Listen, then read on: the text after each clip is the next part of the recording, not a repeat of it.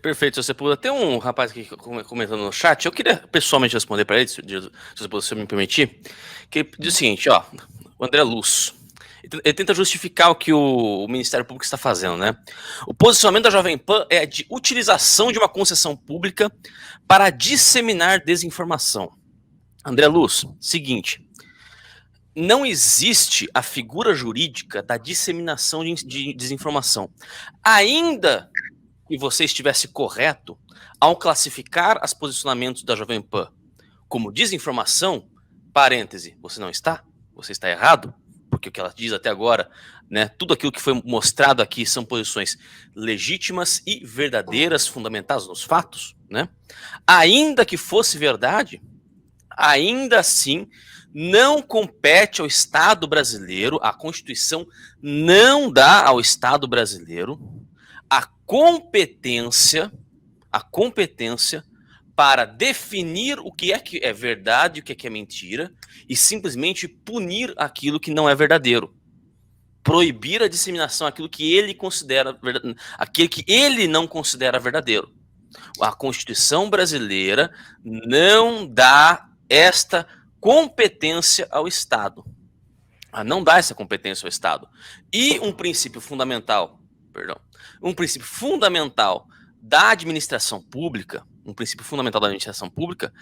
é o de que o Estado só pode ir, a administração pública só pode ir até onde a lei positiva lhe permite, tá?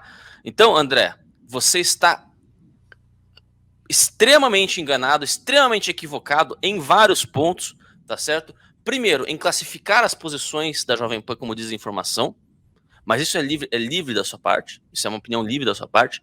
Segundo, uma ignorância fundamental da sua parte no princípio do direito básico envolvido aqui, que é até onde pode ir a ação do Estado brasileiro, a ação do Ministério Público.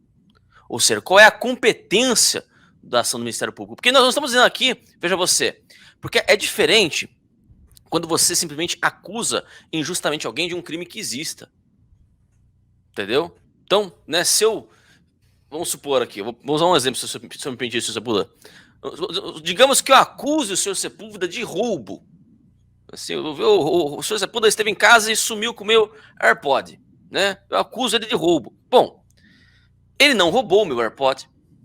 Ele é inocente. Mas a formalidade do crime existe. Existe o crime de roubo.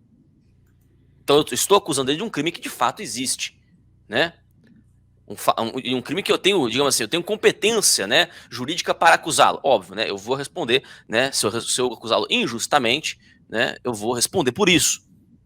Né? Mas eu tenho a competência, né? Sumiu o meu AirPod, sumiu o meu celular, né?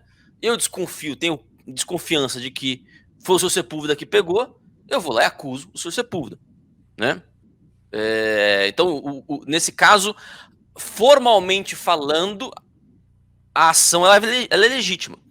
Ela pode ser legítima a partir do momento em que o Sr. Sepúlveda seja inocente, né? Então, substantivamente falando, ela é legítima, mas formalmente ela é legítima. Ela é legítima. A ação do MPF, ela não é nem formalmente legítima. Ela não é nem formalmente legítima. Então, não vem ao caso aqui a sua opinião sobre a qualidade da informação que a Jovem Pan dá. De novo, vou repetir. André, você está redondamente enganado a respeito da forma como você caracteriza as ações da Jovem Pan.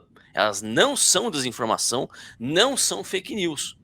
Uma grande parte daquilo que se diz ali, né, aquilo que se diz factualmente é verdade. As análises em cima daquilo ali são perfeitamente cabíveis.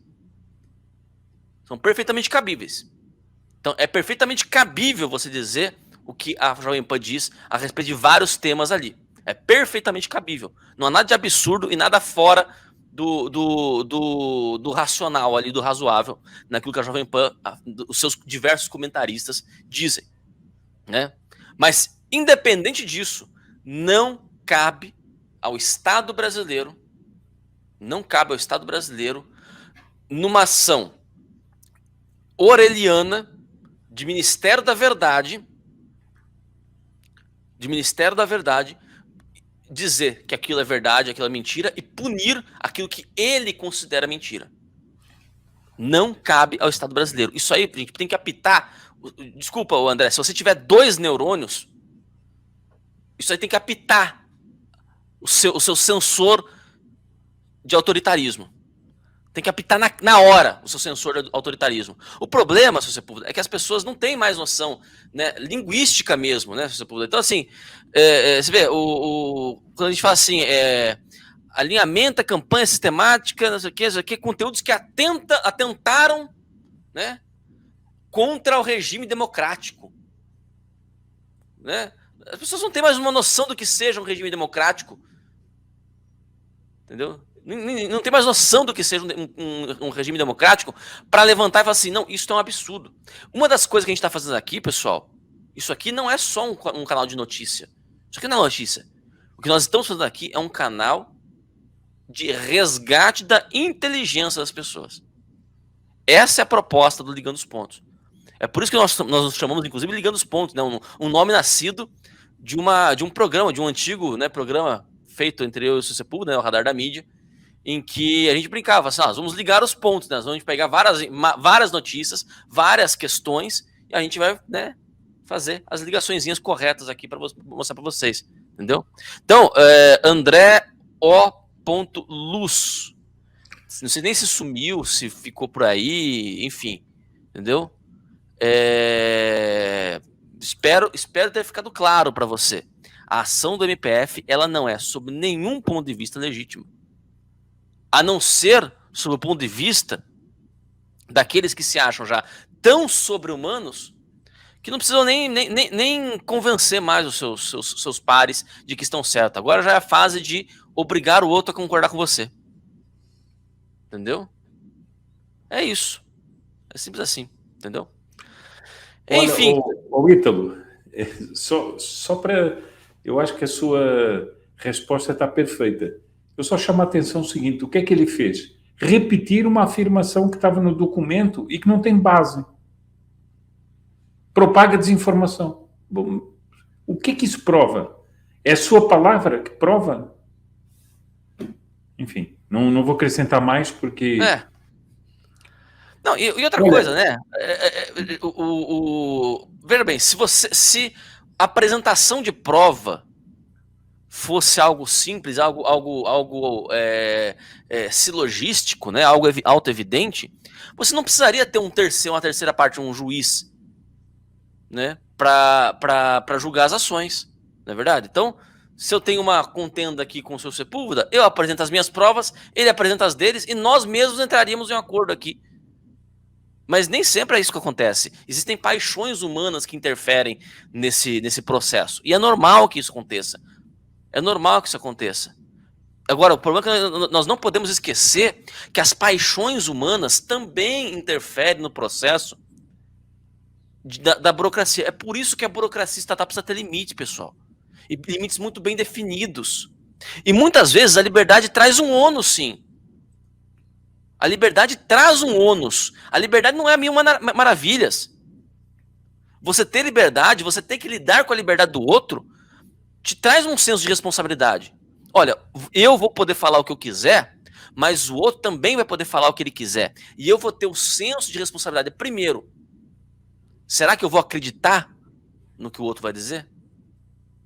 Porque se eu acreditar, eu tenho que arcar com as consequências de ter acreditado. E segundo, eu preciso ter a responsabilidade de entender que a ação do outro de falar é tão legítima quanto a minha. E não tentar calá-lo. Então, o ônus da responsabilidade existe sim. Existe sim. E eventualmente pode ser que você saia enganado, tá? Eventualmente pode ser que você saia enganado. Mas isso é parte da vida humana. Ninguém é onisciente. Ninguém vai viver a vida humana sem estar enganado. Só que o ônus da liberdade é melhor do que o ônus da verdade oficial. Porque a verdade oficial ela pode se enganar tanto quanto qualquer pessoa. A pessoa, né, do MPF, ela pode se enganar tanto quanto qualquer pessoa. Tá certo? Só que a diferença é que no ambiente onde você tem uma verdade oficial, esse engano vira verdade oficial. E todo mundo erra junto. Todo mundo erra junto. Você acha isso bom? Então, até de um ponto de vista, digamos assim, pragmático, não faz sentido você querer, né, sob a desculpa de combater desinformação, você pregar que deva haver um órgão com verdade oficial. Por mais bem intencionado que você esteja. Óbvio, ninguém aqui é a favor da mentira enquanto mentira. Mas todos nós sabemos, é uma questão de prudência, é uma questão de lógica. Todos nós sabemos que no segundo seguinte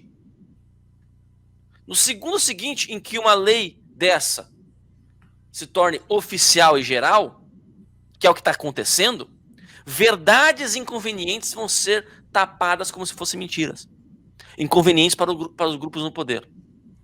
Nós sabemos disso. Então, não é defender a mentira e a desinformação enquanto mentira e desinformação, mas é para proteger a livre circulação da verdade, que nós também precisamos tolerar a mentira e aceitar que num ambiente de liberdade, onde mentira e verdade possam se degladiar de maneira livre, a verdade vai ter a vantagem.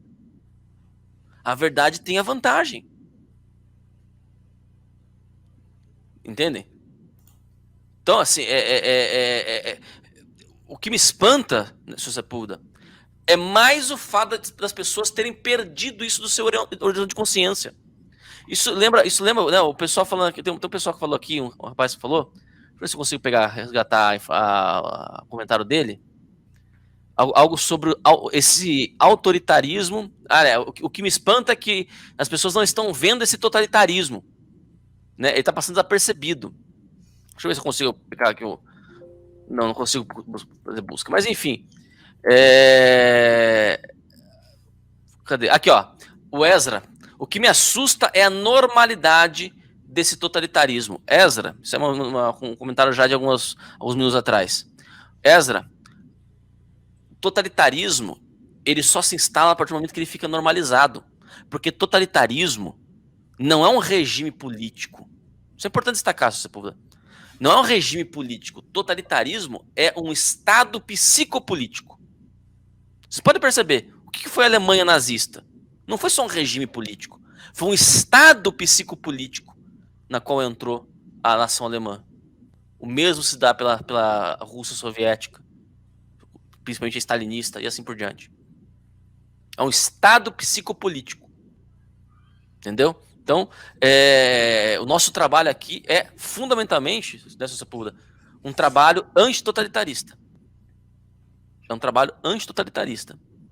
Enfim, Sr. Sepúlveda, quer comentar mais alguma coisa? Ítalo, eu não quero bagunçar aqui a agenda, né? Mas eu queria só... me chegou agora uma notícia que eu acho que é muito interessante para ver como a justiça, aspas, está sendo colocada a serviço de um projeto político, ideológico, em que não interessa mais a justiça. Como nós vimos nessa ação aí. Bom, o senador Eduardo Girão fez declarações sobre isso. Nós estamos assistindo a ações de uma verdadeira Gestapo, não é? E o ministro da Justiça, nessa matéria, ele vai falando como se ele fosse mais do que o parlamento, como se ele fosse mais do que tudo. Vejam, eu recebi aqui da Carolina Brito, recebi a seguinte notícia dada pelo jornal do BSM. Dino insinua que STF poderá interferir caso o TSE não condene Bolsonaro. Então, agora nós temos o seguinte, se o TSE não decidir como eles querem, então o STF vai decidir.